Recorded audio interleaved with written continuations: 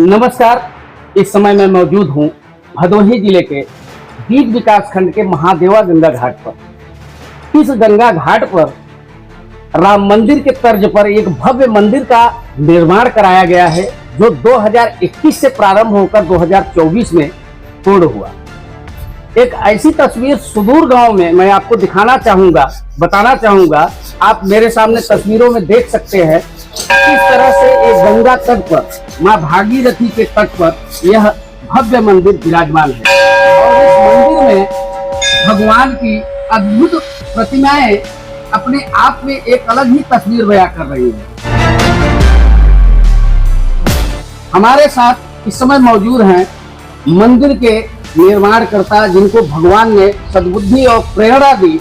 उन्होंने इतना भव्य मंदिर अपने गांव में बनवाया और गांव के साथ में सीतामढ़ी में आने वाले पर्यटक भी इस मंदिर के देवी और देवताओं का दर्शन कर अपनी मनोकामनाएं पूर्ण करेंगे।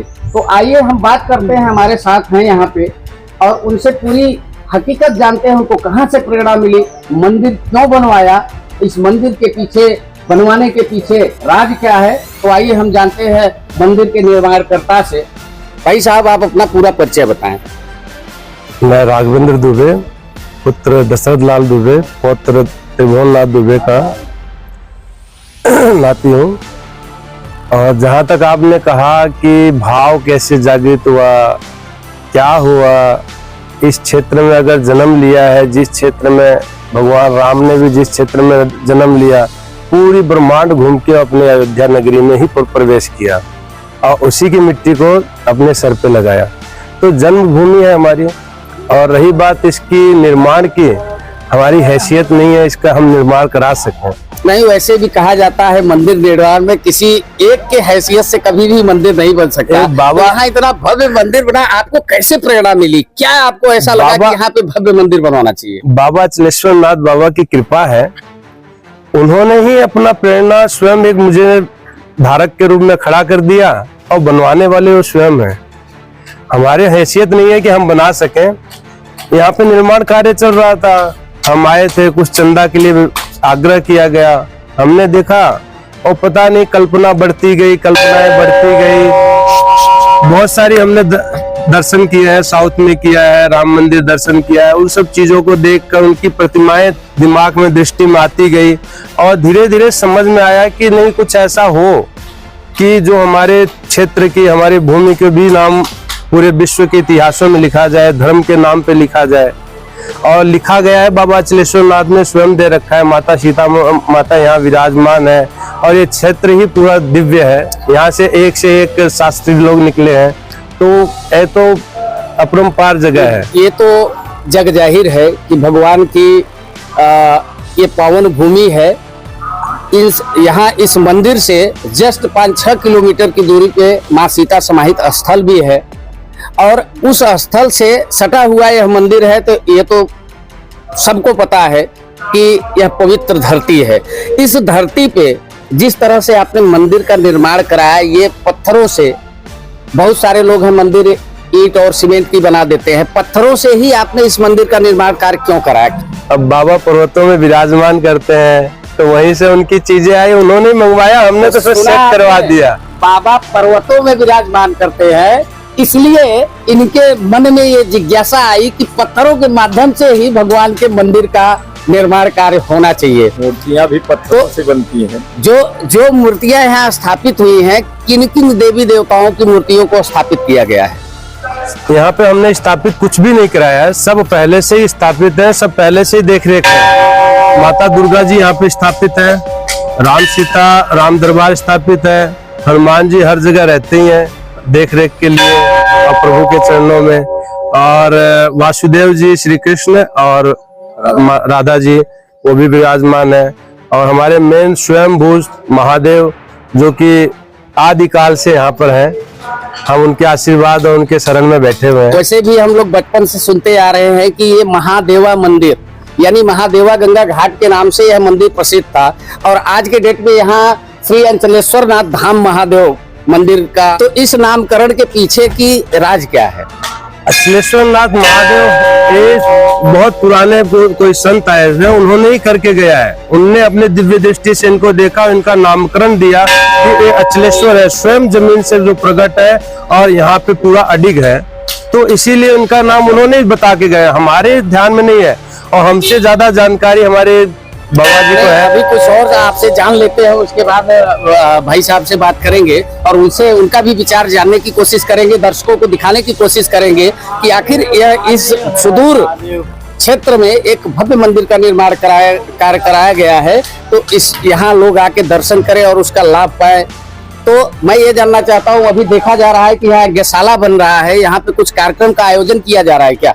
इस मंदिर का जीर्णोद्धार हुआ है, उसके उपलक्ष्य में एक यज्ञ है, महारुद्र यज्ञ। अब इस यज्ञ का भी मुख्य महादेव ही है, महादेव की उन्हीं के आशीर्वाद से यज्ञ हो रहा है। और इस मंदिर के जो रग रग में अभी तक पत्थर बोल रहे हो, एक दिन इसमें सब प्राण हो जाएगा। आज के कुछ समय मतलब 7 दिन 8 दिन बाद में ये मंदिर नहीं प्राण हो जाएगा। इसमें प्राण प्रतिष्ठा के बाद पूरी मंदिर की प्राण प्रतिष्ठा हो जाएगी। बिल्कुल। तो इसीलिए एक यज्ञ रखा गया है। इस यज्ञ की संरचना हमने सबको अभी तक आपका यह कार्यक्रम कब से प्रारंभ हो रहा है और कब इसका समापन है? 5 से चालू होगा, 11 को समापन होगा। यानी 5 जुलाई से यह कार्यक्रम प्रारंभ होगा और 11 जुलाई को समापन होगा। इस कार्यक्रम के दौरान, इस 6 दिन के कार्यक्रम के दौरान क्या यहाँ पे 6-7 दिन के कार्यक्रम के दौरान यहाँ क्या क्या कार्य होगा, किस तरह से लोग आएंगे, क्या कितनी भीड़ जुटने की संभावना है? देखो, बाबा के जो भक्त हैं वो सब आएंगे और भीड़ की तो प्रभु हैं, प्रभु अपना देखेंगे, वो संभालेंगे। हम लोग व्यवस्था दे रहे हैं। हमारा 5 को कलश यात्रा है, यहाँ से आपके सीतामढ़ी से चालू होगा, माता जानकी के दरबार से, और यहाँ पे समापन होगा। और वेदी पूजन भी होगा, कलश पूजन भी होगा, और उसके बाद में 6 से यज्ञ स्टार्ट हो जाएगा। यज्ञ क्या अनवरत होता रहेगा समापन तक? समापन अनवरत होता रहेगा। सुबह आपका 4 बजे से या 6 बजे से जब भी आचार्य लोग चालू करेंगे, और 4:30 बजे तक यज्ञ होगा। और उसके बाद में राम कथा होगी। राम कथा आपका 4 बजे से लेकर 8 बजे तक राम कथा चलेगी। तो सुना आपने, 5 यानी 5 जुलाई से यह कार्यक्रम प्रारंभ होगा और 11 जुलाई को समापन होगा। यहाँ पे कथावाचक अयोध्या से माधवाचार्य जी महाराज आ रहे हैं, जिनके मुखार बिंदु से इस क्षेत्र के लोगों के ऊपर अमृत वर्षा होगी, भगवतमय अमृत वर्षा होगी।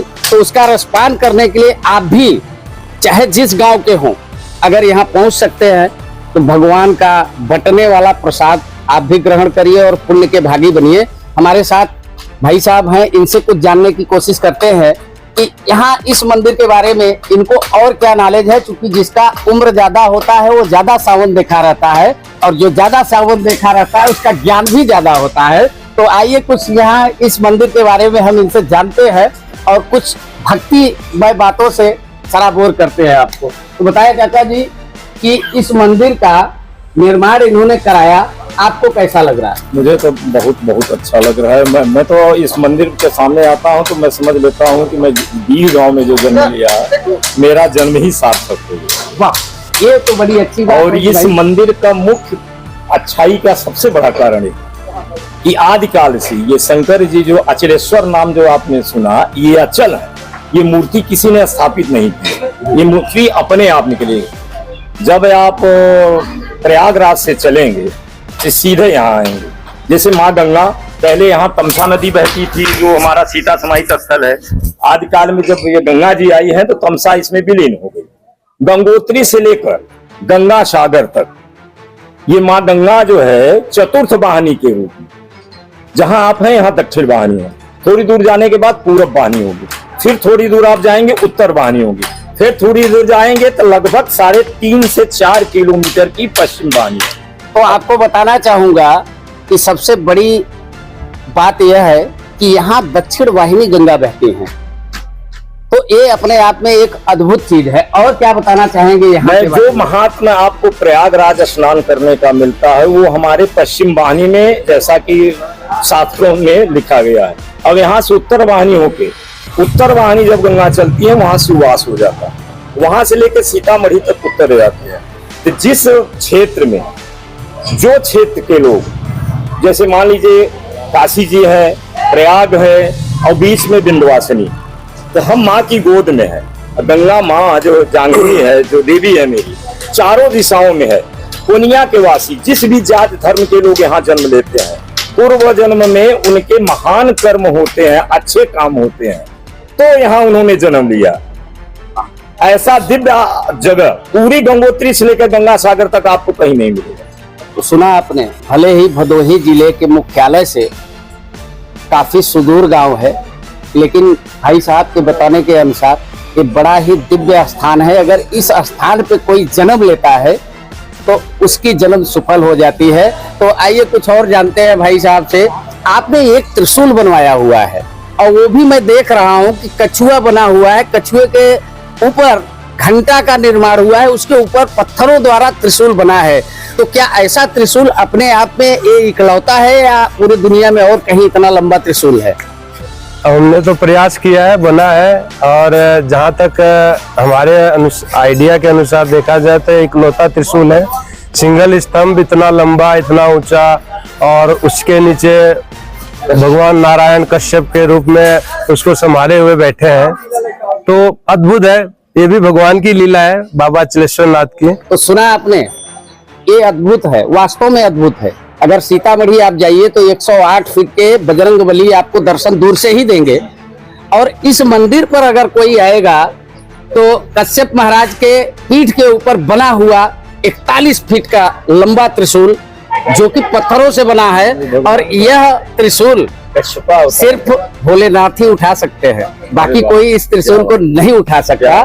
तो इतनी बड़ी अपने आप में एक अनोखी तस्वीर बयां कर रही है। तस्वीरों में आप देख सकते हैं कि किस तरह ये इतना लंबा त्रिशूल आपको दिखाई दे रहा है। तो मेरा बस यही अपील है, यहाँ 5 जुलाई से कार्यक्रम प्रारंभ होने जा रहा है, मंदिर का जीर्णोद्धार होने वाला है, मंदिर पे भव्य यज्ञ होने वाला है, पूजन होने वाला है, अखंड भंडारा भी यहाँ अनवरत चलता रहेगा जितने दिन पूजा होगा। तो आप लोग यहाँ ज्यादा से ज्यादा संख्या में आइए और दर्शन करिए, पुण्य के भागी बनिए। और बताया जाता है कि इस मंदिर पर जो भी मनौती मानने आता है और उसकी मनौती पूर्ण होती है। कई ऐतिहासिक यहाँ की कहानियां हैं जो ग्रामीणों के माध्यम से हम लोगों को पता चलता है, तो वो कहानियां सच होती हुई यहाँ नजर आ रही। चूंकि वैसे भी मुख्यालय से सुदूर गांव में इतने भव्य मंदिर का निर्माण हुआ है, तो ये अपने आप में एक अनोखी बात है। और भाई साहब कुछ बताना चाहते हैं, जरा उनसे भी जानने की कोशिश करते हैं। और क्या बताना चाहते हैं आप? मैंने बताया ना, काशी और प्रयाग और विंध्य क्षेत्र का मध्य क्षेत्र। तो सुना आपने, काशी, प्रयाग और विंध्य, तीन कॉरिडोर जो है, ये 3 कॉरिडोर जो है उन्हीं के मध्य केंद्र में सीतामढ़ी और ये महादेवा मंदिर, श्री अंचलेश्वर नाथ महादेव मंदिर सेंटर में है। और ये रामायण सर्किट में यह भी मंदिर जुड़ सकता है, क्योंकि जिस तरह से विंध्याचल को रामायण सर्किट में जोड़ा गया, काशी को, प्रयाग को जोड़ा गया, सीतामढ़ी के लिए काफी लड़ाइयां लड़नी पड़ी, तब जाके नाम गया वहां पे रामायण सर्किट से जोड़ने के लिए। मैं तो यह भी मांग करना चाहूंगा कि इतनी भव्य मंदिर बनी है तो रामायण सर्किट से इस मंदिर को भी जोड़ा जाए, ताकि धर्म और आस्था, हिंदुस्तानियों का जो धर्म और आस्था है वो और ऊपर जाए, और इसमें सरकार को भी ध्यान देना चाहिए।